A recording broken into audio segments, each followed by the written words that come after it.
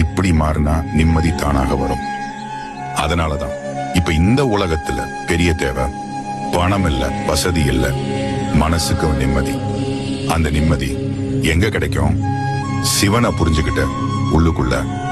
அவர் கோவிலுக்குள்ள இல்ல, அவர் சத்தத்துக்குள்ள இல்ல, அவர் உங்க அமைதிக்குள்ளதான்.